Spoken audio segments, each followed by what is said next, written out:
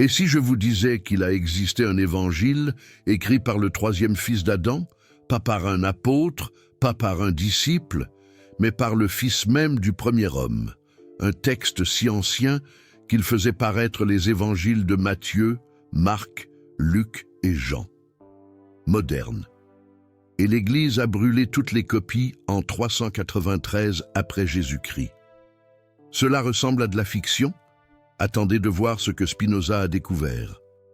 Spinoza a été le premier philosophe occidental à analyser systématiquement les textes apocryphes, ces écrits que l'Église a déclarés hérétiques et a ordonné de détruire.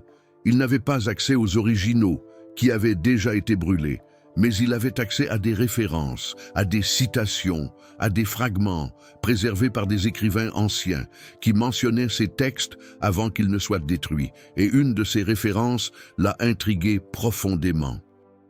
Plusieurs pères de l'Église, dont Épiphane de Salamine et Irénée de Lyon, mentionnaient un texte appelé l'Apocalypse d'Adam ou les Révélations d'Adam. Ce texte contenait, soi-disant, des enseignements secrets qu'Adam avait transmis à son troisième fils, Seth, avant de mourir. Spinoza s'est demandé pourquoi l'Église s'est-elle donné la peine de brûler un texte qui venait, soi-disant, du premier homme. Si ce n'était qu'une falsification, pourquoi tant de crainte? La réponse est venue des siècles après la mort de Spinoza. En 1945, un paysan égyptien nommé Mohamed Ali al-Saman creusait pour trouver du fertilisant près de Nag Hammadi, en Haute-Égypte. Sa pioche a heurté une jarre en céramique scellée. À l'intérieur, il a trouvé 13 codex de papyrus reliés en cuir. C'était la bibliothèque gnostique que l'Église pensait avoir détruite à jamais. Et parmi ces textes, il y avait l'Apocalypse d'Adam au complet. Le texte que Spinoza avait intuité, mais n'avait jamais pu lire. Laissez-moi vous raconter ce que ce texte dit. L'Apocalypse d'Adam commence avec Adam, à l'âge de 700 ans, appelant son fils Seth pour une conversation secrète. Il dit qu'il va révéler à Seth les mystères que des anges lui ont enseignés au paradis, des connaissances qu'Ève avait aussi reçues, mais qui ont été oubliées après l'expulsion d'Éden. Déjà ici, nous avons une différence fondamentale avec la version de l'Église. Dans la Bible canonique, Adam et Ève sont expulsés d'Éden, comme des pécheurs. Ils perdent tout, ils sont châtiés. Le message est clair, ils ont désobéi et ils ont été punis. Dans l'Apocalypse d'Adam, Adam et Ève sont dépeints comme des êtres qui possédaient une connaissance divine. Ils brillaient comme des anges. Ils avaient une conscience supérieure. Et cette connaissance n'a pas été perdue. Elle a été transmise secrètement à Seth. Vous percevez la différence. La Bible enseigne que l'humanité est née dans le péché et l'ignorance. L'Apocalypse d'Adam enseigne que l'humanité est née dans la lumière et la connaissance, et que cette connaissance a été préservée par une lignée secrète. Spinoza aurait aimé ce texte, parce qu'il confirme exactement ce qu'il suspectait. La narrative de l'Église sur les origines de l'humanité a été manipulée pour servir des intérêts de contrôle, mais il y a plus. L'Apocalypse d'Adam parle d'un illuminateur qui viendrait au monde. Pas un sauveur qui mourrait pour les péchés de l'humanité, mais un maître qui apporterait la gnose, la connaissance directe, l'éveil spirituel. Le texte décrit 13 royaumes qui tentent d'expliquer l'origine de cet illuminateur. Chaque royaume offre une explication différente, et toutes sont rejetées. Alors vient la génération sans roi, la lignée de Seth, qui révèle la vérité. L'illuminateur vient d'une vierge, mais pas au sens biologique. Il vient d'une source pure de connaissance, non contaminée par le démiurge, le créateur inférieur de ce monde matériel. Cela change tout sur la façon dont nous comprenons Jésus. Dans la version de l'Église, Jésus est le Fils unique de Dieu, qui est venu mourir pour sauver les pécheurs. Sa mort est le point central. Son sang est le prix du salut. Dans l'Apocalypse d'Adam, l'illuminateur vient pour éveiller, pas pour mourir. Sa connaissance est le point central. Sa gnose est le chemin du salut. Deux théologies complètement différentes. Deux visions du monde irréconciliables. L'Église a choisi l'une et a brûlé l'autre. Spinoza n'a jamais pu lire l'Apocalypse d'Adam, mais il a intuité son existence à travers les références qui ont survécu. Et il a compris pourquoi l'Église l'a brûlé, parce que ce texte détruit le monopole de l'Église sur le salut. Si la connaissance peut être transmise directement, sans intermédiaire, alors nous n'avons pas besoin de prêtres. Si la gnose est le chemin, alors nous n'avons pas besoin de sacrements. Si l'illuminateur est venu pour éveiller, pas pour mourir, alors nous n'avons pas besoin de sacrifice ni de culpabilité. Toute la structure de pouvoir de l'Église dépend de la narrative du péché et du salut. Nous sommes nés pécheurs. Nous avons besoin de salut. L'Église administre le salut. C'est ça le modèle d'affaires. L'Apocalypse d'Adam propose un modèle différent. Nous sommes nés avec un potentiel divin. Nous avons besoin d'éveil. Le connaissance est accessible à tous. Quel modèle donne le plus de pouvoir aux institutions religieuses? Quel modèle libère l'individu? Spinoza a vu ce schéma dans toute l'histoire religieuse. Il a écrit dans le traité théologico-politique que les institutions religieuses avaient intérêt à maintenir le peuple dans l'ignorance, que les prêtres prospéraient grâce à la peur et la superstition, que la connaissance véritable était le plus grand ennemi de la tyrannie religieuse. L'Apocalypse d'Adam est un exemple parfait de cela. Un texte qui offrait la connaissance directe a été brûlé par une institution qui profitait de l'ignorance. Mais laissez-moi vous montrer quelque chose d'encore plus perturbant à propos de ce texte. L'Apocalypse d'Adam mentionne un déluge, mais ce n'est pas le déluge de Noé. Dans la Bible canonique, Dieu envoie le déluge pour détruire l'humanité pécheresse. Noé et sa famille sont sauvés parce qu'ils étaient justes. Le message est « Dieu punit les méchants et récompense les bons ». Dans l'Apocalypse d'Adam, le déluge est envoyé par le démiurge, le créateur inférieur. Parce qu'il veut détruire les fils de Seth, il possède des connaissances que le démiurge ne veut pas que l'humanité ait. Ils sont une menace à son contrôle. Mais les anges du Dieu véritable, du Dieu au-dessus du démiurge, protègent les fils de Seth. Ils sont emmenés dans un lieu secret où le déluge ne peut pas les atteindre. Vous percevez l'inversion? Dans la Bible, Dieu sauve les obéissants et détruit les désobéissants. Dans l'Apocalypse d'Adam, le démiurge tente de détruire les illuminés et le Dieu véritable les protège. Deux dieux, deux histoires, deux théologies. L'Église a choisi la version où Dieu punit et récompense, où l'obéissance est la vertu suprême, où la peur est l'instrument de contrôle. Les gnostiques avaient la version où la connaissance libère, où l'éveil est la vertu suprême, où l'amour est la force qui protège. Spinoza a lu les pères de l'Église qui attaquaient des gnostiques. Il a vu les caricatures qu'ils ont faites, les distorsions, les calomnies. Et il s'est demandé pourquoi tant d'efforts pour détruire ces idées. La réponse est le pouvoir, pur et simple. Pouvoir, une Église qui promet le salut, peut faire payer pour celui-ci. Imaginez la foi. Ça peut exiger l'obéissance en échange de sa protection. Ça peut menacer de damnation.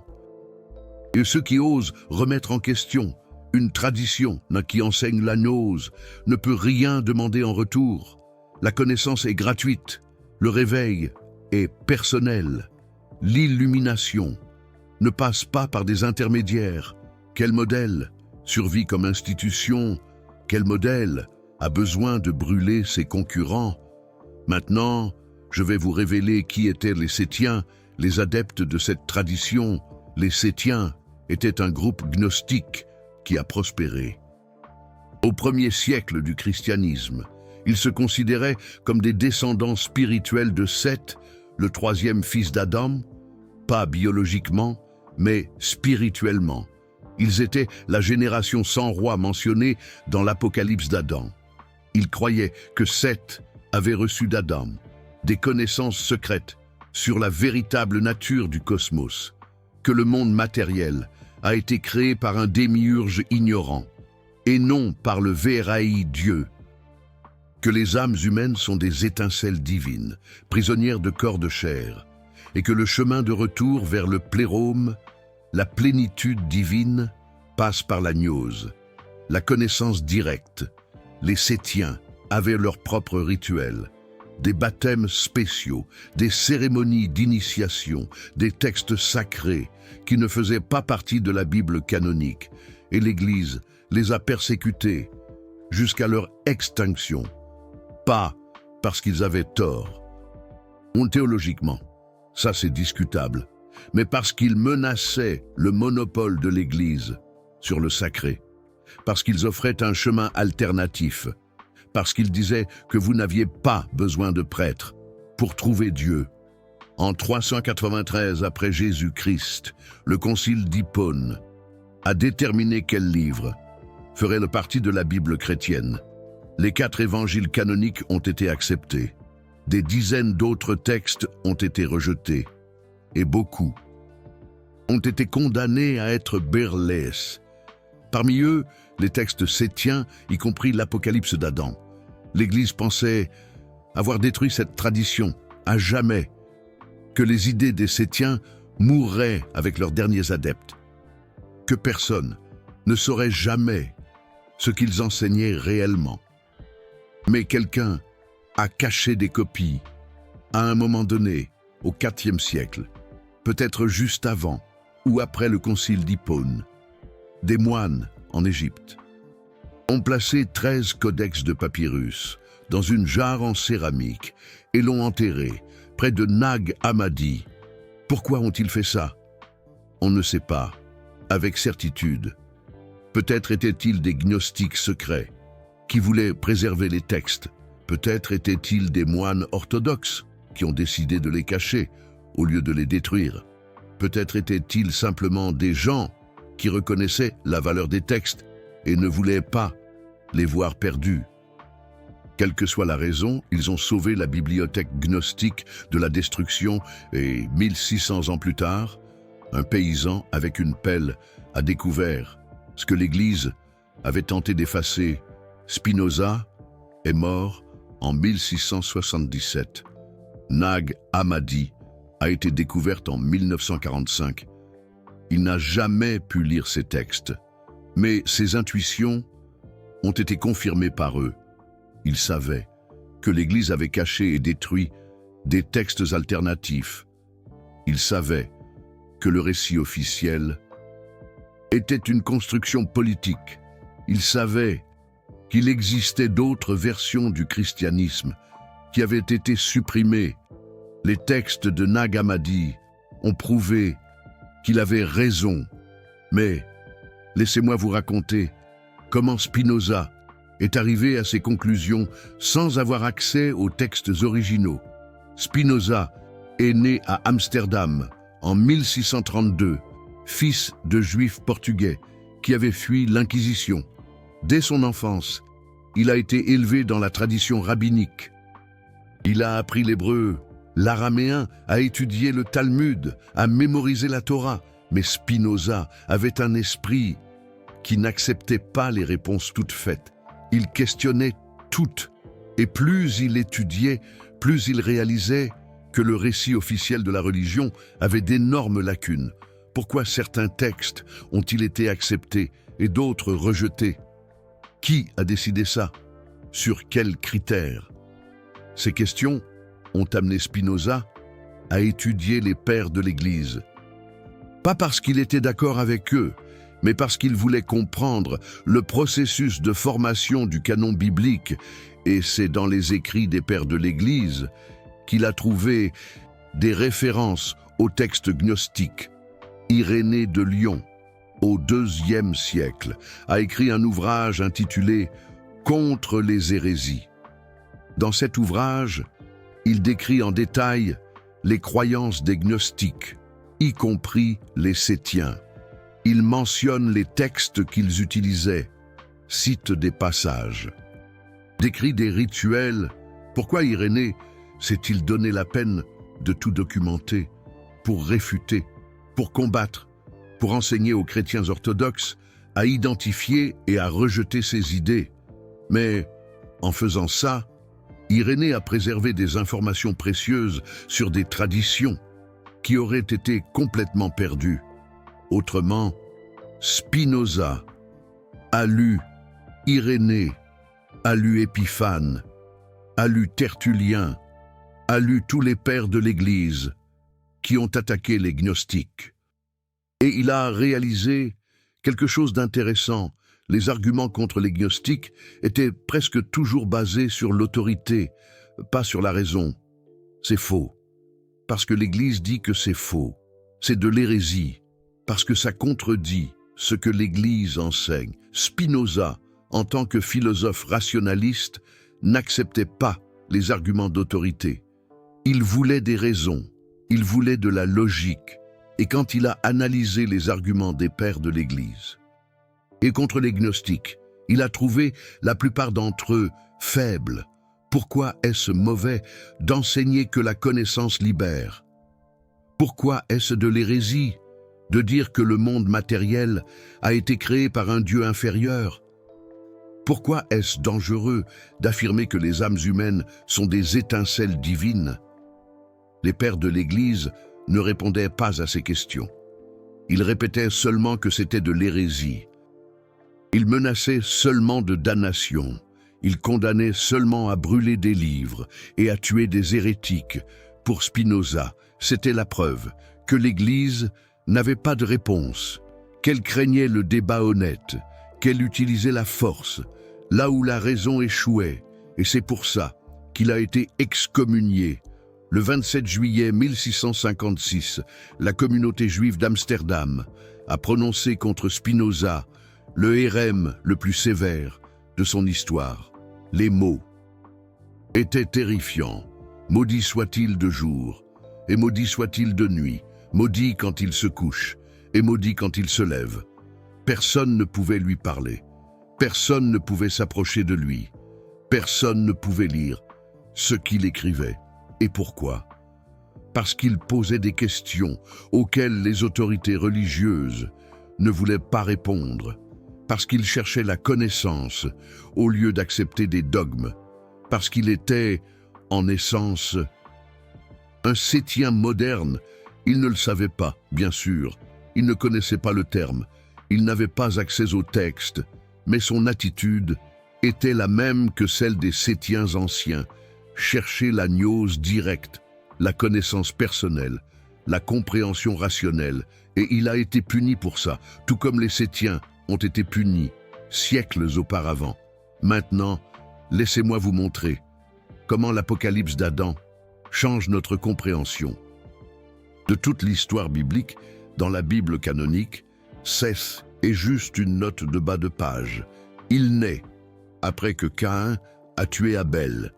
Ève dit que Dieu lui a donné un autre fils pour remplacer Abel. Et c'est tout. Seth apparaît dans des généalogies, mais ne fait jamais rien d'important. Dans l'Apocalypse d'Adam, Seth est l'héritier de la connaissance divine, le gardien de la tradition secrète, l'ancêtre d'une lignée illuminée qui s'étend jusqu'à la fin des temps. Cette différence est énorme. Imaginez un évangile secret, l'Apocalypse d'Adam, la Bible canonique, minimise Seth, parce que l'Église ne voulait surtout pas que les gens cherchent la connaissance secrète. Si Seth était juste un fils parmi d'autres, alors il n'y avait pas de tradition alternative à suivre. Si Seth était le gardien de mystère, alors l'Église n'avait pas le monopole sur la vérité. Spinoza, cet esprit brillant, avait perçu ce schéma. Il a noté que la Bible canonique systématiquement diminuait ou ignorait des personnages qui apparaissaient comme importants dans d'autres traditions. Marie-Madeleine en est un exemple flagrant, Thomas un autre, et Seth en est un de plus. Mais pourquoi ces personnages sont-ils minimisés? parce qu'ils sont associés à des traditions que l'Église voulait supprimer à tout prix.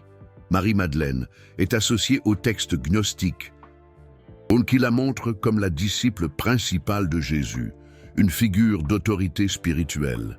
Thomas est associé à l'évangile de Thomas, qui présente Jésus comme un maître de sagesse et non comme un simple sacrifice rédempteur.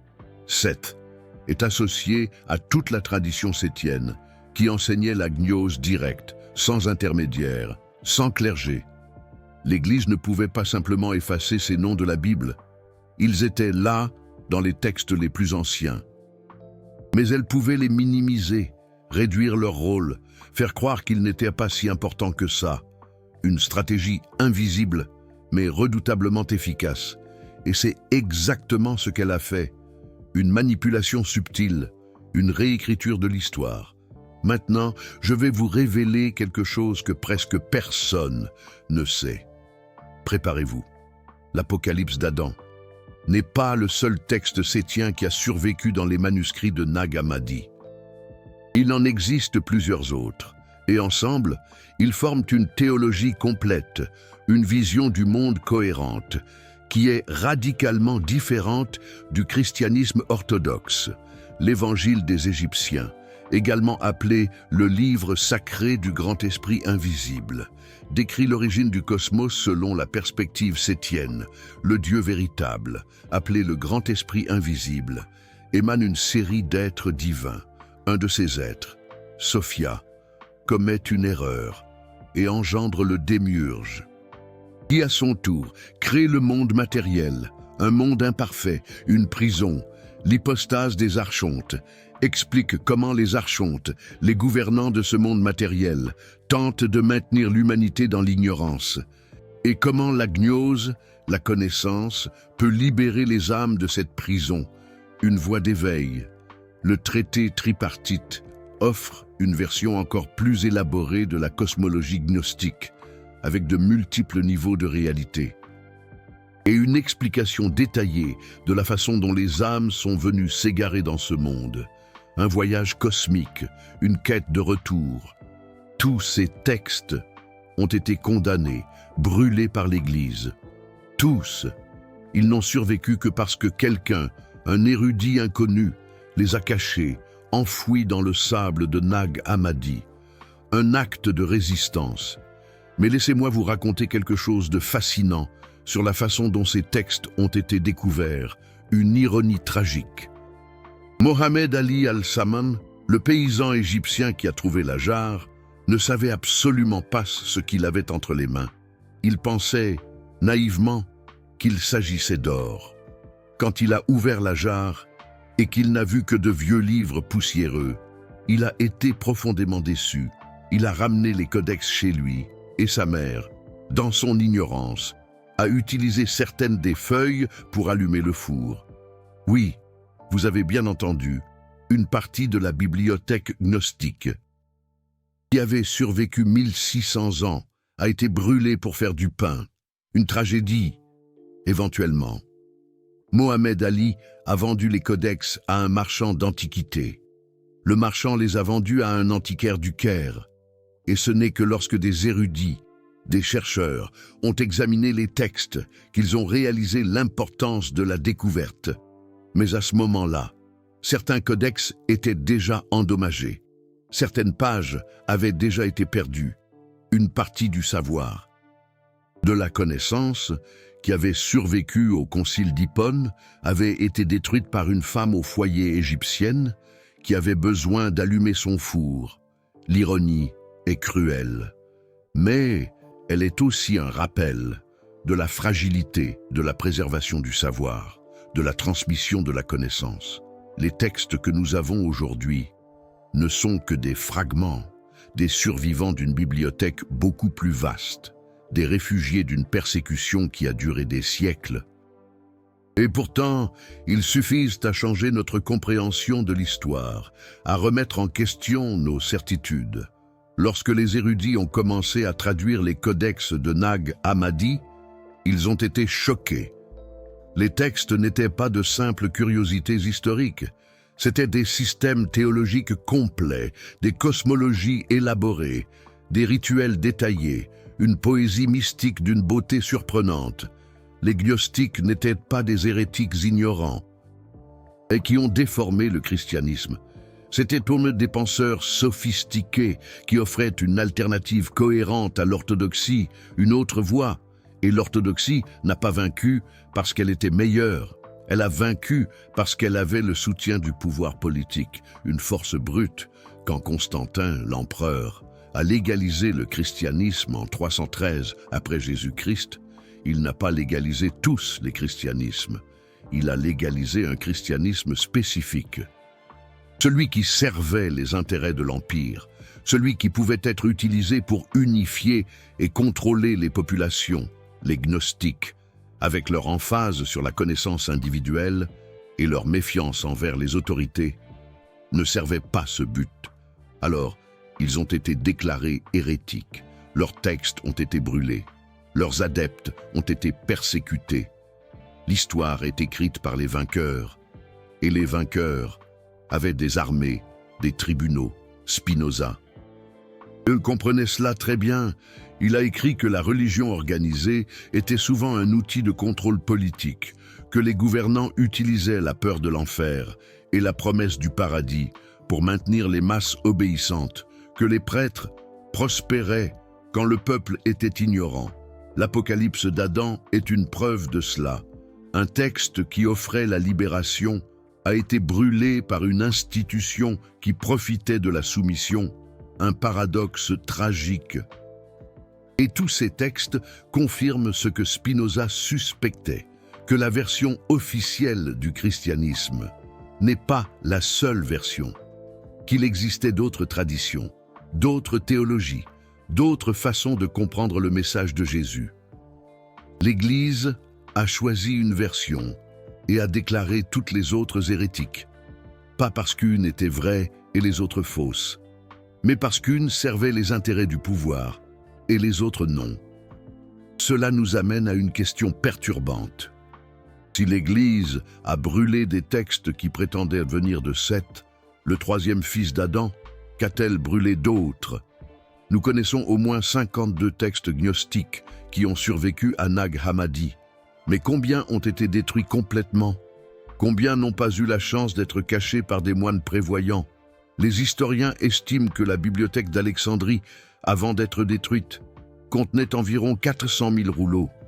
Beaucoup de ces rouleaux étaient des textes religieux de diverses traditions. Quand la bibliothèque a été brûlée, d'abord partiellement par Jules César, puis complètement par des fanatiques chrétiens au IVe siècle, nous avons perdu plus de connaissances que nous ne pouvons l'imaginer. Que contenaient ces rouleaux? Quelles autres versions du christianisme existaient? Quelles autres traditions spirituelles ont été effacées? Nous ne le saurons jamais, mais nous savons une chose. La version qui a survécu n'a pas survécu parce qu'elle était la plus vraie, elle a survécu parce qu'elle était la plus puissante, celle qui avait le soutien de l'Empire romain, celle qui pouvait mobiliser des armées pour brûler des livres et tuer des hérétiques. Spinoza avait compris cela. Il a écrit que la vérité historique n'est pas déterminée par la raison, mais par le pouvoir, que les vainqueurs écrivent l'histoire, que les textes qui survivent ne sont pas nécessairement les plus vrais, mais les plus convenables pour ceux qui sont au pouvoir. L'Apocalypse d'Adam est un rappel de cela. Imaginez, un texte qui a survécu par accident, caché dans une jarre, au cœur du désert égyptien. Un texte qui révèle une tradition totalement différente de celle que l'Église nous a enseignée. Maintenant, parlons de ce que cela signifie pour vous aujourd'hui. Vous avez grandi en entendant une version de l'histoire. Adam et Ève ont péché, l'humanité est tombée. Jésus est venu pour sauver. L'Église administre le salut. C'est le récit officiel, celui que tout le monde connaît, celui qui est enseigné dans les écoles, prêché dans les églises, considéré comme une vérité dans toute la culture occidentale. Mais, et si ce récit avait été construit Et s'il existait d'autres versions qui ont été délibérément supprimées, et si la version que nous connaissons a été choisie, non pas parce qu'elle était vraie, mais parce qu'elle était utile à ceux qui étaient au pouvoir. L'Apocalypse d'Adam suggère exactement cela. Elle montre que, depuis le commencement, depuis l'époque d'Adam et Seth, il existait une tradition alternative, une tradition de connaissance directe, de gnose personnelle, d'éveil individuel, une tradition qui n'avait besoin ni de prêtres, ni d'institutions. Cette tradition a été persécutée, ses textes ont été brûlés, ses adeptes ont été tués, mais elle n'a jamais complètement disparu. Elle a survécu, en fragments, en références, dans des traditions secrètes, transmises de maître à disciple.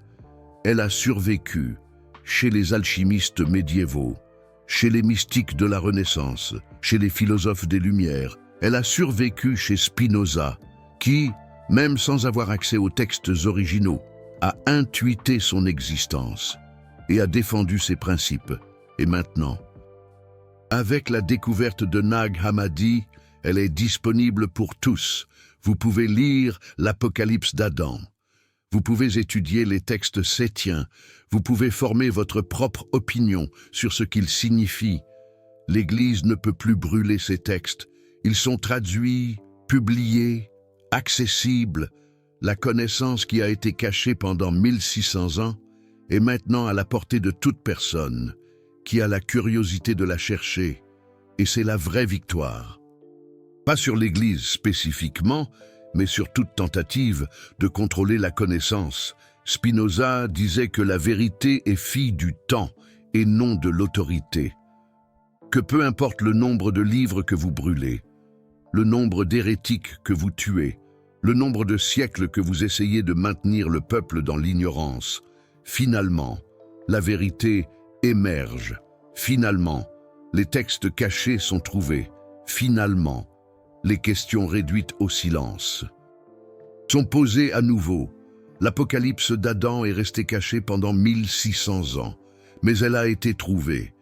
Et maintenant, elle est ici, disponible, défiant le récit officiel. Pensez-y un instant. Un texte écrit il y a près de 2000 ans, enterré dans le désert égyptien pour échapper à la destruction, trouvé par accident, par un paysan qui cherchait de l'engrais, presque brûlé à nouveau, par une ménagère qui avait besoin d'allumer son fourneau. Et pourtant, il a survécu. Combien de coïncidences ont dû se produire pour que ce texte parvienne jusqu'à vous? Si la jarre avait été enterrée à 1 mètre plus profond, elle n'aurait jamais été trouvée. Si Mohamed Ali al-Saman avait laissé sa mère brûler tous les codices, il ne serait rien resté. Si les érudits n'avaient pas reconnu la valeur des textes, ils auraient été vendus comme vieux papier. Chaque étape de cette chaîne aurait pu échouer, mais elle n'a pas échoué. La connaissance a trouvé un moyen de survivre. Spinoza disait que la vérité est fille du temps, pas de l'autorité. Que peu importe le pouvoir qu'une institution possède, elle ne peut pas détruire la vérité pour toujours.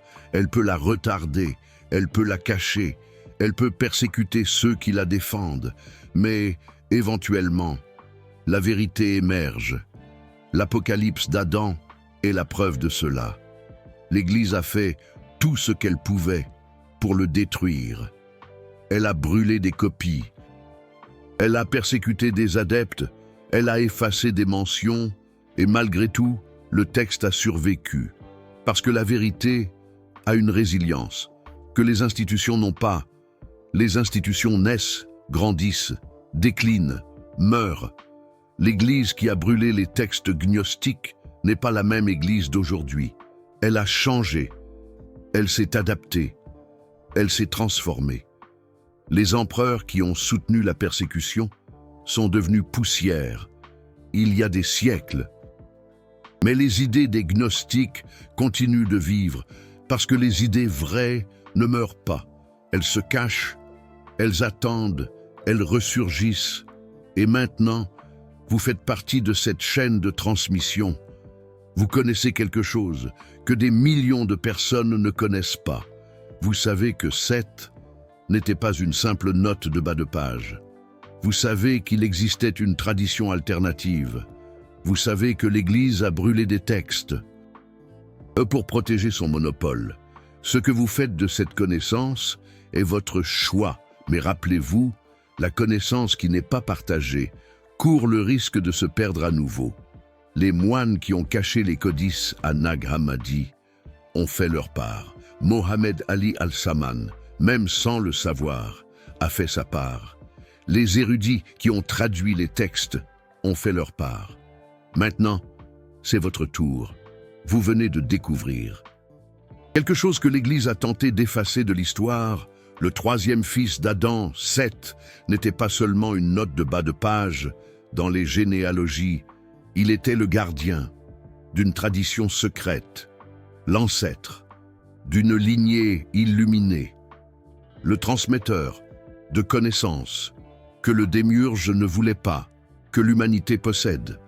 Et son évangile, brûlé en 393 après Jésus-Christ, a survécu, caché dans une jarre, dans le désert égyptien, jusqu'à sa découverte en 1945. Chaque vidéo comme celle-ci exige des recherches dans des textes anciens, des traductions du copte, des comparaisons avec les pères de l'Église, des analyses des cosmologies gnostiques, des vérifications de dates et de conciles. Ce n'est pas un divertissement facile à produire. Le Super Thanks, juste en dessous, n'est pas seulement un bouton. C'est vous qui dites que ce type de révélation doit continuer. C'est vous qui rejoignez un mouvement qui choisit la connaissance plutôt que l'ignorance, la gnose plutôt que le dogme, Seth plutôt que ceux qui ont brûlé son évangile. Quand vous cliquez sur ce cœur doré, vous financez la continuation d'un travail qui a commencé lorsque des moines ont caché des codices dans des jarres. Un travail de préservation de la connaissance contre ceux qui veulent la détruire. Maintenant, j'ai une question pour vous. Vous avez découvert qu'il existait un évangile écrit par le troisième fils d'Adam, que cet évangile enseignait la gnose directe, la connaissance personnelle du divin, sans besoin de prêtre ou d'institution, et que l'Église a brûlé toutes les copies en 393 après Jésus-Christ. La question est, pourquoi pensez-vous que l'Église avait si peur de ce texte? Réponse A. Parce que le texte était faux et qu'il voulait protéger les fidèles. Des mensonges? Réponse B. Parce que le texte était vrai et qu'il voulait protéger leur pouvoir d'une vérité incommode. Réponse C. Parce qu'il importait peu qu'il soit vrai ou faux. Toute alternative était une menace pour leur monopole. Commentez. Quelle est la réponse correcte selon vous? Et si vous avez une autre explication, je veux l'entendre. Et si vous connaissez quelqu'un qui n'a jamais entendu parler de Seth comme gardien de la connaissance secrète, quelqu'un qui pense qu'il était juste un nom dans les généalogies bibliques, envoyez cette vidéo à cette personne, parce que la vérité sur Seth est restée cachée pendant trop longtemps. Les pères de l'Église l'ont attaqué au IIe siècle. Le concile d'Hippone l'a brûlé en 393. Et ce n'est qu'en 1945 qu'il a ressurgi des sables d'Égypte. Spinoza, cet esprit visionnaire, a pressenti cette vérité 300 ans avant la découverte de Nag Hammadi. Il n'a jamais pu le lire de ses propres yeux. Mais aujourd'hui, vous le pouvez. L'Apocalypse d'Adam existe. L'évangile de Seth a survécu. Et la connaissance que l'Église a tenté d'anéantir est désormais accessible à quiconque a le courage de la chercher. La question est, allez-vous chercher? Team Gnosis, la connaissance libère. Je préfère connaître la vérité incommode que de croire à un mensonge confortable. Seth avait raison de transmettre les mystères. Team Orthodoxie. Certaines choses doivent être laissées aux experts. L'Église savait ce qu'elle faisait en protégeant les fidèles de textes confus. Quelle équipe êtes-vous? Commentez maintenant. C'est l'une des questions les plus anciennes de l'humanité. Et je veux savoir où vous vous positionnez. La connaissance qu'Adam a transmise à Seth n'est pas morte. Elle a survécu dans une jarre dans le désert. Et maintenant, elle est entre vos mains. Ce que vous en faites, c'est votre choix. Mais rappelez-vous, ceux qui brûlent les livres perdent toujours à long terme. La vérité est fille du temps, et le temps de Seth est arrivé. Maintenant, pensez aux implications pratiques de ce que vous venez d'apprendre. L'Église enseigne que vous êtes né dans le péché, que vous êtes fondamentalement défectueux, que vous avez besoin d'un salut extérieur parce que vous ne pouvez pas vous sauver vous-même, que vous dépendez des prêtres, des sacrements, des institutions pour avoir une relation avec le divin, une relation authentique et profonde. L'Apocalypse d'Adam enseigne l'opposé, que vous êtes né avec un potentiel divin, que vous portez une étincelle de lumière en vous, que vous pouvez vous éveiller par vous-même, que vous n'avez pas besoin d'intermédiaire pour connaître la vérité. Quelle de ces visions trouvez-vous la plus libératrice? Laquelle vous donne le pouvoir sur votre propre vie spirituelle? Laquelle vous rend dépendant des institutions? Spinoza a choisi la deuxième, non pas parce que c'était plus facile. Au contraire, ce fut le choix le plus difficile de sa vie. Cela lui a coûté sa communauté, sa famille, sa sécurité, une sécurité à jamais perdue. Mais il ne pouvait pas vivre de mensonges. Il ne pouvait pas accepter des dogmes qui n'avaient aucun sens. Il ne pouvait pas feindre de croire à ce en quoi il ne croyait pas. Et aujourd'hui, 350 ans plus tard, ses idées survivent. Ses livres sont lus dans toutes les universités du monde.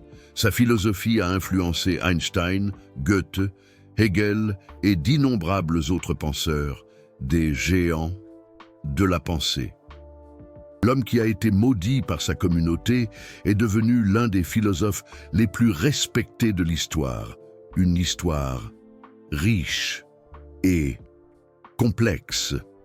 Et le texte que l'Église a brûlé en 393 a été retrouvé en 1945 et est disponible pour quiconque le lise. La vérité ne peut pas être détruite. Elle peut être cachée, elle peut être brûlée, elle peut être persécutée. Mais éventuellement, elle ressurgit. L'Apocalypse d'Adam a ressurgi. Spinoza a ressurgi. Et maintenant, vous savez ce qu'il savait. L'humanité n'est pas née dans le péché, elle est née dans le potentiel. La connaissance n'est pas un péché, c'est la libération. Et Seth, le troisième fils d'Adam, n'était pas une note de bas de page. Il était le gardien d'une vérité que l'Église a tenté de détruire pendant 1600 ans. Mais la vérité a survécu. Et maintenant, elle est entre vos mains. Ce que vous en faites définira si la chaîne de transmission continue ou si elle se brise. Choisissez sagessement. La sagesse est une arme puissante.